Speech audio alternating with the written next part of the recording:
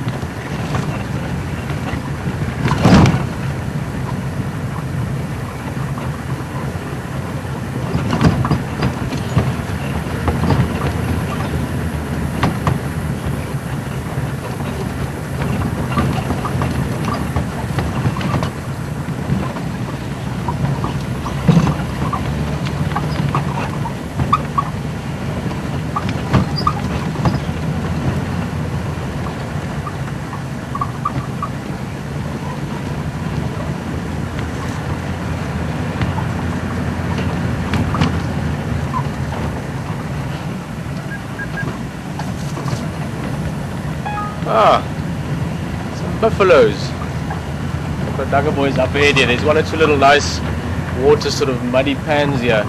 Chilla pan just up ahead. Other little small ones.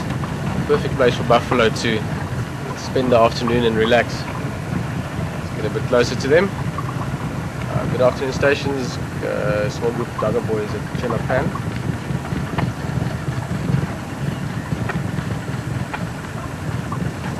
Guys just enjoying the mud.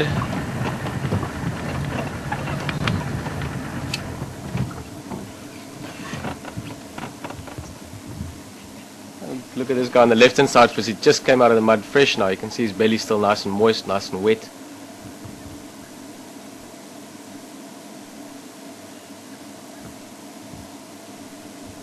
Sometimes if you get it just right, like we're looking at it now, you see that sort of shimmer on him. Almost makes it look like he's covered in bronze or some kind of ancient metal.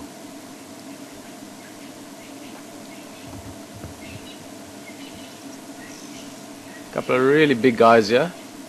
Look at the bull. Oh, now he's turning away. See the one at the back there, Alex? Second from the right. He's missing his left horn. There we go. This guy is blocking our view, but we'll have another look at him just now. That's old One Horn. He's one of our characters out here now. I know sometimes there's maybe confusion over how many there are. There might be one or two bulls in the area with one horns, or with only one horn. But this guy, when we see him just now, I'll show you one or two characteristics again. This guy just testing the breeze. Also a big bull this. It's interesting how the different groups of dagga boys, you almost get to know them in the sense of certain characteristics. And that does change. Tomorrow there might be two more bulls in this group, or three of these might have left to another area. Obviously you have these guys with their specific features, like One Horn, they're turning away from us again, but also you tend to find this specific group we're looking at now, or these bulls, when we see them, they're all very big, very bulky, but none of them have got incredibly big horns. Thick bosses, very sturdy horns, but then you look at some of the other herds again, you get bulls with really wide spreading horns, showing you how just even within the local buffalo population there's genetic differences that even as a human we can pick up. We'll go a little bit forward, get a bit closer to them.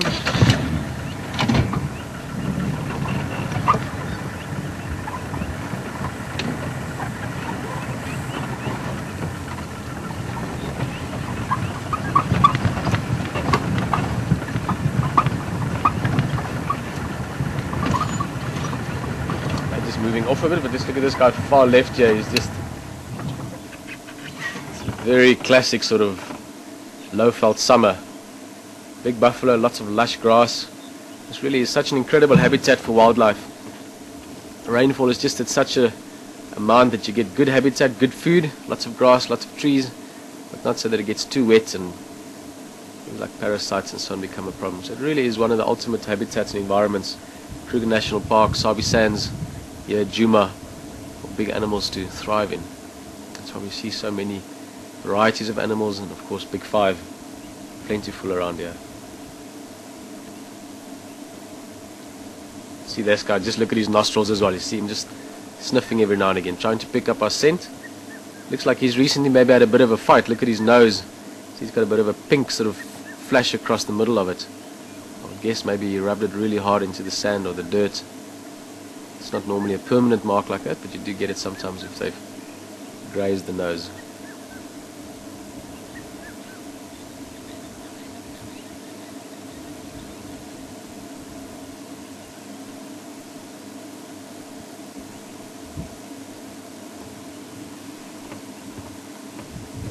A couple of the other bulls coming out as well, if you look at that. See, they've now decided we're not bothering them. As we move the car, only one or two trotted off, but now they're realizing we're just looking at them as well. I'm sure they're going to do some more grazing and maybe some more mud wallowing as well as the afternoon wanes away.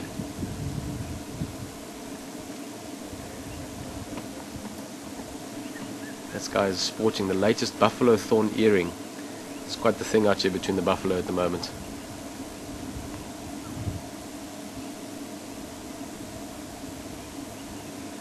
You get this quite often with bulls because they stick their heads into bushes and brush the horns up against. They often get little twigs and leaves stuck behind the ears. I think we're going to move on a bit. We might actually come past here in a little while. The route I want to take up towards Treehouse Dam, Tundam, and then maybe we come through this area again. Let's just have one last look at one horn. It's just turned this way.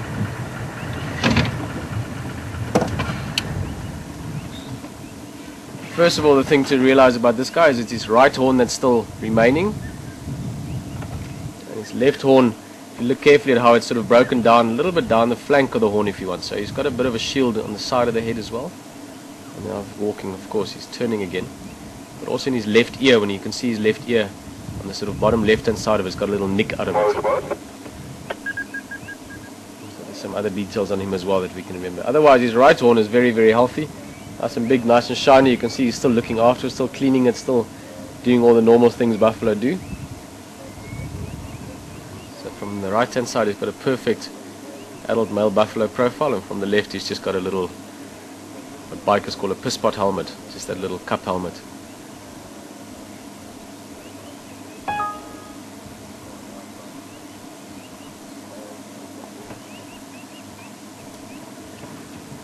See that little nick in the left ear, bottom left.